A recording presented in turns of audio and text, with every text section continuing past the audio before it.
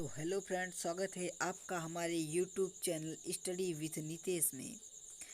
तो आप सब्सक्राइब नहीं किए होंगे तो सब्सक्राइब कर लीजिएगा। लाइक शेयर तो व्हाट्सएप पे ज़रूर कीजिएगा। वैसे व्हाट्सएप चाहे जहां आप शेयर कीजिए, आप लोग ज़्यादातर यूज कर रहे होंगे व्हाट्सएप, तो आप लोग कृपया शेयर कर दीजिएगा।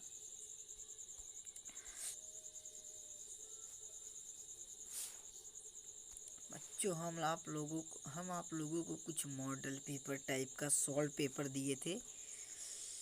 हम कहे थे जिसको आ गया हो तो ठीक है, जिसको आ गया तो उसके लिए गुड, जो कर लिए हैं उनके लिए गुड। वो भी देखें वे भी कुछ सीखें।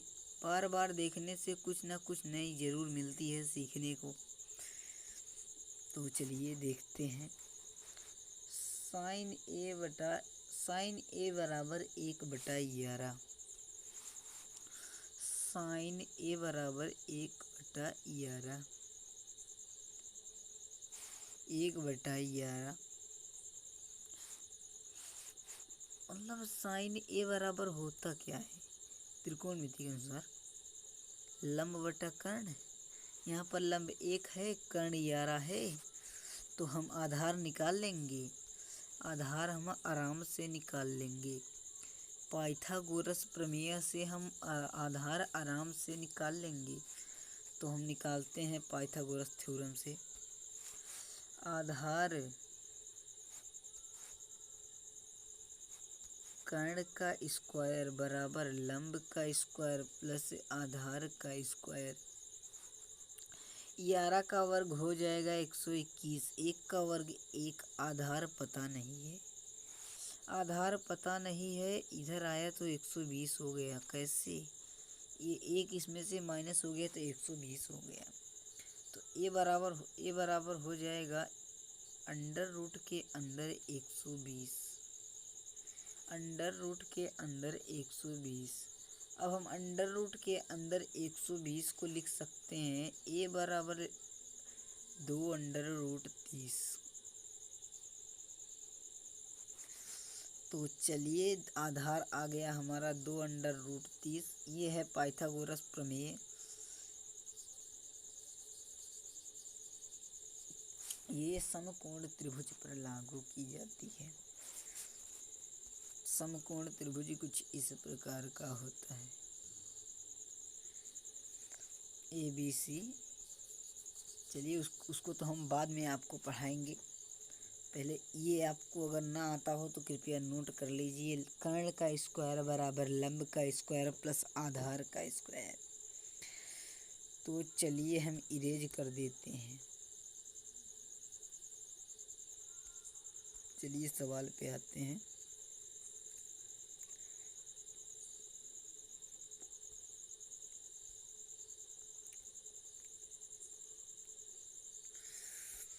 आधार आया 2√30, कर्ण आया 11, लंब आया 1। इसी के हिसाब से हम पूरा लगाएंगे। देखिए, साइन ए बराबर लंब बटा कर्ण 1/11। साइन का उल्टा कॉसिक। कॉसिक क्या हो जाएगा? 11/1 मतलब 11।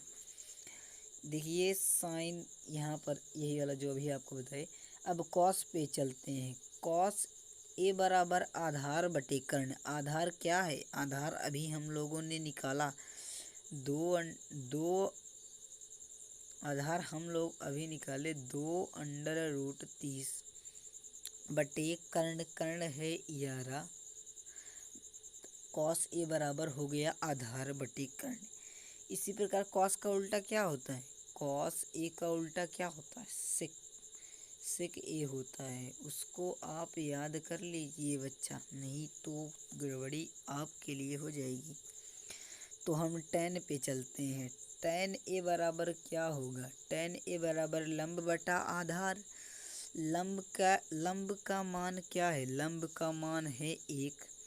आधार का मान हम निकाल चुके हैं 2√30। 1/2√30 tan ए का मान हो गया। tan ए का उल्टा क्या होता है? tan ए का उल्टा होता है cot। कॉट क्या हो जाएगा, 2√30।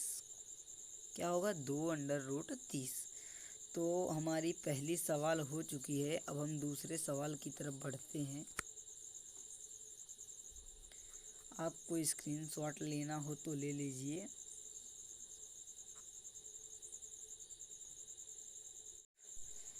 आपको स्क्रीनशॉट लेना हो ले लीजिए। हम दूसरे सवाल की तरफ बढ़ते हैं।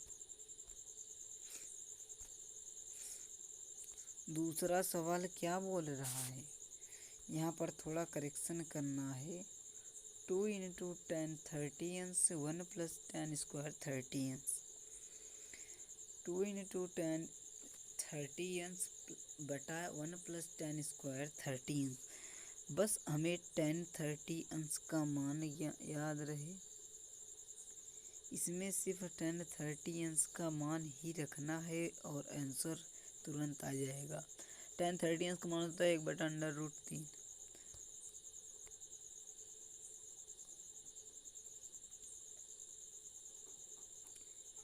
यहाँ पर बच्चों आपको एकदम विस्तार से जीरो लेवल से बताया जाता है। जीरो लेवल से एकदम ना आता रहे तब भी आपको यहाँ पर सीखने का मौका मिलता है।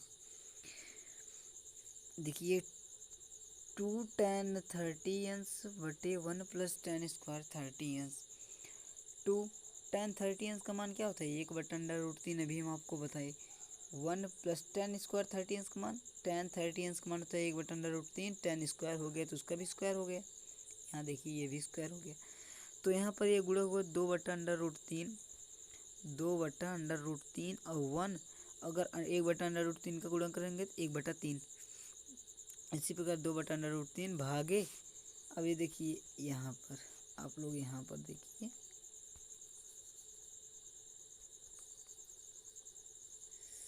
यहाँ पर है 1। आपको भिन्न तो आता होगा। 1 + 1/3। 3 एकम 3, 3 + 1 = 4/3। ये देखिए इसीलिए यहाँ पर लिखा हुआ है 4/3। कन्फ्यूज मत होना। 2/√3 भाग में था तो 4/3। अब गुणे में हो गया तो 3/4। गुणे में संख्याएं पलट जाती हैं।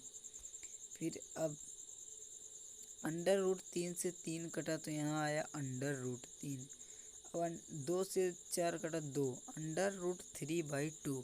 √3/2 का 2 मान होता है। देखिए जैसे ऑप्शन में जो रहे, बहुविकल्पी प्रश्न है, अगर उसमें है sin 60 तो हमें sin 60 पे सही मार देना है। sin 60 पे हमें सही का चिन्ह लगा देना है। अगर मान लीजिए sin 60 नहीं है, sin 60 नहीं है तो लिखा रहेगा उसी में cos 30। तो cos 30 का मान भी होता है, cos 30 का मान होता है √3/2। cos 30 का मान भी होता है √3/2। तो हम आगे के सवाल की तरफ बढ़ते हैं। तो आप लोग स्क्रीनशॉट ले लीजिए। आगे का सवाल क्या कह रहा है, 1 - 10 स्क्वायर 45 बटे 1 + 10 स्क्वायर 45। तो हम सवाल को देखते हैं। 10 45 का मान होता है 1। 10 45 का मान क्या होता है, 1। तो ये आपको याद रखना है।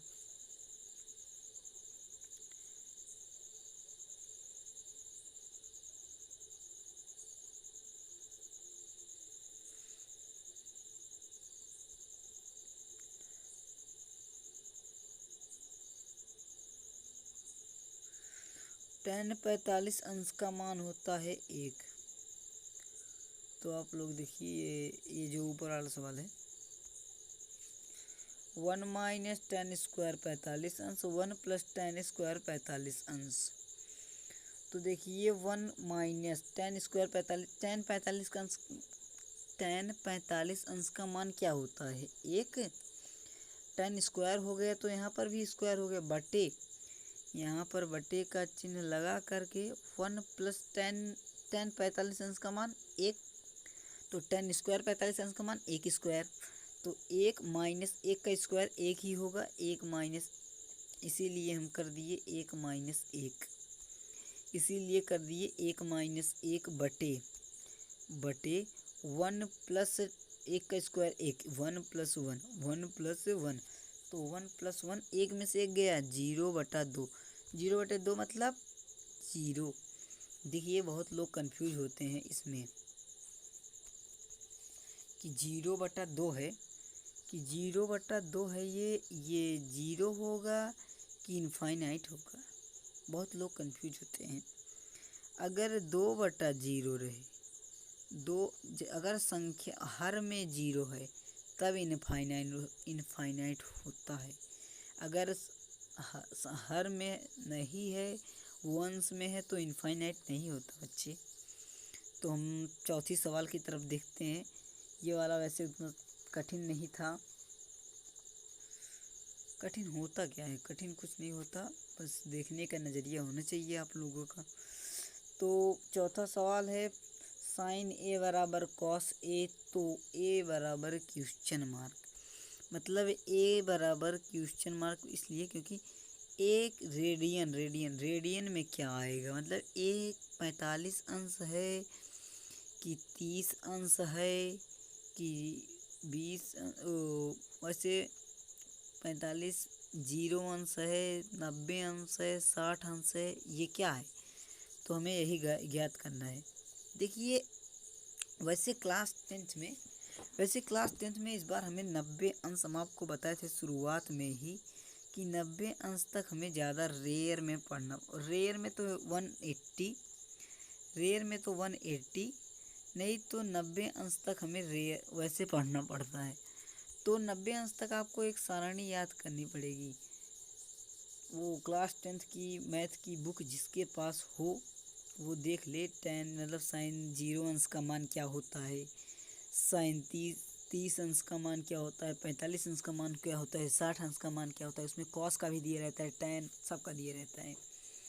देखिए अगर हम एक बार साइन 30 ए का मान 30 रखते हैं तो साइन 30 अंश का मान कितना होता है, 1/2, कॉस 30 अंश का मान √3/2। क्या ये बराबर है? बराबर नहीं है। तो अब हम 30 की जगह क्या रखते हैं, 45 रखते हैं। देखिए एक ही चरण में होता है जिसमें साइन और कॉस दोनों बराबर होते हैं, साइन 45 अंश पे।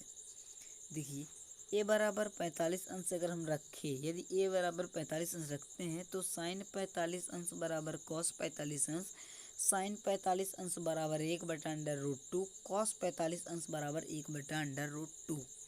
तो जहाँ तक मुझे आशा है बच्चों आप लोगों को समझ में आए होगी। अगली कक्षा आपकी बहुत ही जल्द आ जाएगी, मतलब कि ये सवाल 5वां से लेकर 10वां तक जल्द ही सवाल आ जाएगी। आप लोग तब से एक बार रिवीजन कर लीजिएगा, फिर से लगा लीजिए, बढ़िया सवाल हैं ये। तो चलिए ठीक है, तब तक के लिए गुड बाय। ओके।